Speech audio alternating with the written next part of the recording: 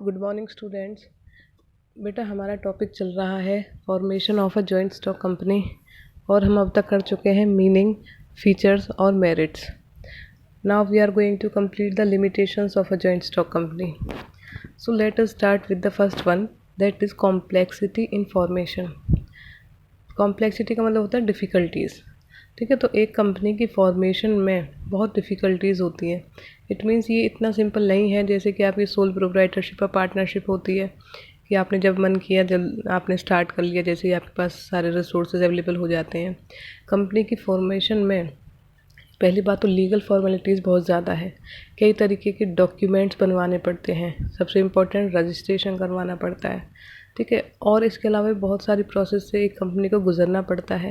ये सारी चीज़ें आप देखेंगे लेकिन फ्यूचर में आगे चैप्टर में कवर करेंगे।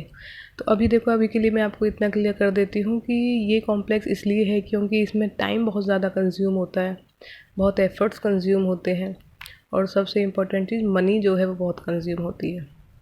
कई जगह पर पेमेंट्स करनी पड़ती है, जैसे कि रजिस्ट्रार की पेमेंट हो गई जो बहुत बड़े अमाउंट में होती है, रजिस्ट्रेशन फीस जो होती है। ठीक है, तो look at the explanation. The formation of a company requires greater time, efforts and expensive knowledge of legal requirements and the procedures involve as compared to sole proprietorship and partnership form of organization. Formation of a company is more complex. ठीक है। Second is lack of secrecy. तो बेटा यहाँ पर अगर owners ये चाहते हैं कि हम बहुत सारी इन्फॉर्मेशन को सीक्रेट रख लें, पब्लिक तक ना पहुँचे, गवर्नमेंट तक ना पहुँचे, तो वो चीज़ पॉसिबल नहीं है। यहाँ पर सीक्रेसी किसी भी तरीके से पॉसिबल नहीं हो पाती है, क्योंकि पहली बात तो सारे अकाउंट्स जो हैं गवर्नमेंट कंपनी को पब्लिश करने पड़ते हैं लोगों के लिए, रजिस्ट्रार के लिए। तो इन्फॉर्मेशन, और वो इन्फॉर्मेशन टाइम टू टाइम दी जाती है। ज़रूरी नहीं है कि साल के लास्ट में ही आपसे वो इन्फॉर्मेशन मंगाई जाए। अगर रजिस्ट्रार चाहे तो बीच बीच में भी आपसे कोई भी इन्फॉर्मेशन मांग सकता है, जिसकी एक्सप्लेनेशन एक पब्लिक कंपनी को देनी होती है। So the Companies Act requires each public company to provide from time to time a lot of information to the office of the registrar of the companies. Such information is available to the general public also. It is therefore difficult to maintain complete secrecy about the operations of the company.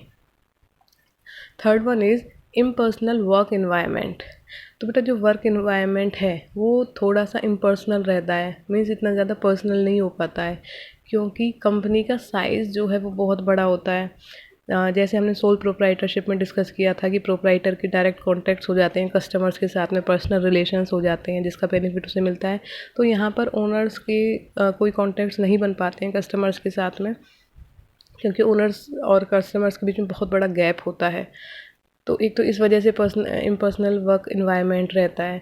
दूसरी बात, यहाँ पर जो environment है, यहाँ पर environment इस तरीके का भी नहीं होता है जो कि हमें पार्टनरशिप में और सोल प्रोप्राइटरशिप में हमने देखा था, जहाँ पर आपके एफ़र्ट्स के साथ में आपका डायरेक्ट बेनिफिट जुड़े होते थे। जहाँ आप जितनी मेहनत करोगे आपको उतना प्रॉफिट मिलेगा, जितने एफ़र्ट्स आप डालोगे अपने काम में।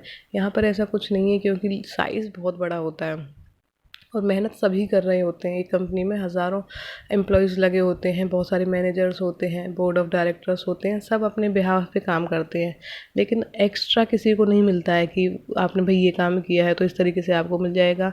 हो सकता है कहीं पर दिया भी जाता हो, लेकिन मैं आपको मैक्सिमम चांसेस बता रही हूँ कि ऐसी पॉसिबिलिटी बहुत कम होती है।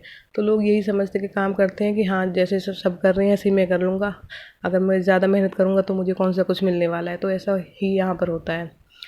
So the separation of ownership and management leads to situation in which there is a lack of efforts as well as personal involvement on the part of the officers of a company.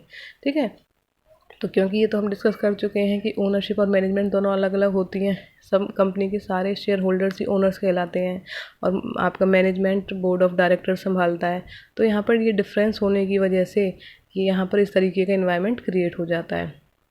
The large size of the company further makes it difficult for the owners and top management to maintain personal contact with the employees, customers and creditors. ठीक है, look at the next one. Next is numerous regulations. तो बेटा एक company में regulations बहुत ज़्यादा होती है, बहुत सारे रूल्स को फॉलो करना पड़ता है, इतने सारे नियम होते हैं कि जो आपको फॉलो करने पड़ते हैं।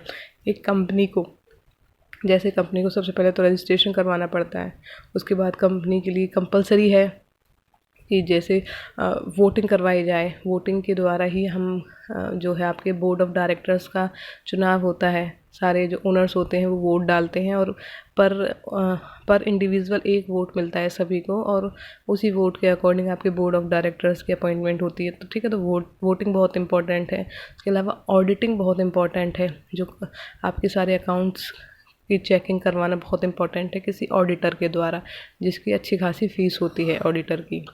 उसके अलावा बहुत सारे डॉक्यूमेंट्स बनाना, जैसे कि आपका मेमोरेंडम ऑफ एसोसिएशन हो गया, आर्टिकल ऑफ एसोसिएशन हो गया। ये डॉक्यूमेंट्स के बारे में हम फ्यूचर में आगे डिस्कस करेंगे। तो देखिए इसमें क्या होता है, the functioning of a company is subject to many legal provisions and कंपल्सन्स।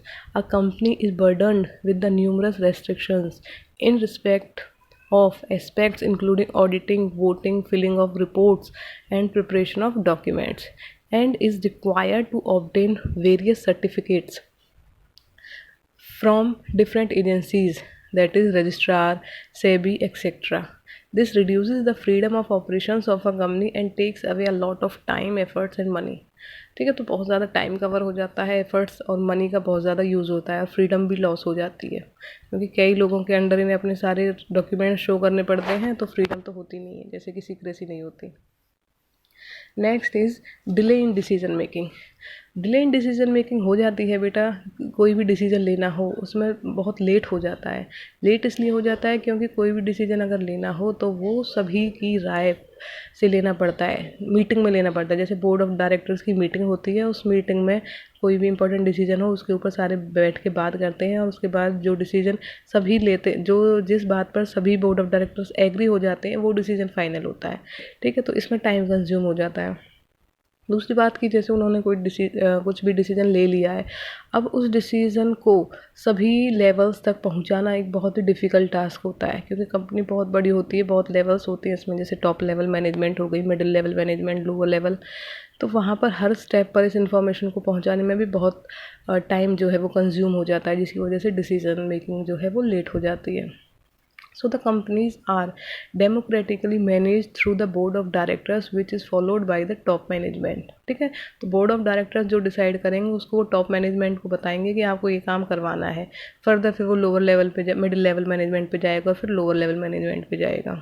So communication as well as approval of various proposals may cause delays, not only in taking decision but also in acting upon them. तो यहाँ पर ये जो कमी हो जाती है, communication gap create हो जाता है, इसकी वजह से डिसीजन मेकिंग जो है वो डिले हो जाते हैं। तो बेटा हमने 5 कवर कर लिए हैं, 6 से हम नेक्स्ट वीडियो में कवर करेंगे।